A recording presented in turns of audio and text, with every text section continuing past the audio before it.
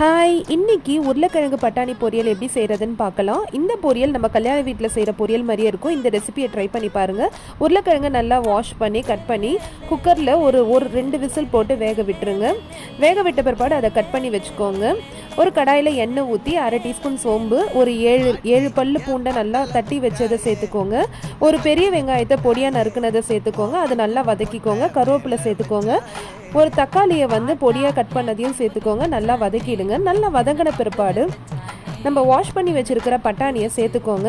சேர்த்து அதையும் நல்லா வதக்கிடுங்க. இது பச்சை பட்டாணின்றதால வேக வைக்க தேவையில்லை. எண்ணெயிலேயே நல்லா வதக்குனிங்கனாலே வெந்துடும். தேவைக்கு தகுந்த உப்பு, கொஞ்சமாக மஞ்சத்தூள் சேர்த்து நல்லா வதக்கிடுங்க. ஒரு 2 டீஸ்பூன் குழம்பு மிளகாத்தூளை சேர்த்துக்கோங்க. அதையும் நல்லா வதக்கிடுங்க. ஒரு 1/2 டம்ளர் தண்ணி ஊற்றிக்கோங்க. தண்ணி ஊற்றிட்டு நல்லா கொதிக்க விட்டுருங்க. தண்ணி நல்லா சுண்டின பிற்பாடு நம்ம வேக வச்சு கட் பண்ணி வச்சுருக்கிற உருளைக்கிழங்கையும் சேர்த்து நல்லா கலரி விட்டுடுங்க. நல்லா கலரி விட்டுட்டு ஸ்லோலியே ஒரு 10 நிமிஷம் நல்லா விட்டுடுங்க. அப்பப்போ கலரி விட்டு இறக்கிட்டிங்கன்னா சூப்பரான உருளைக்கிழங்கு பட்டாணி வறுவல் ரெடி.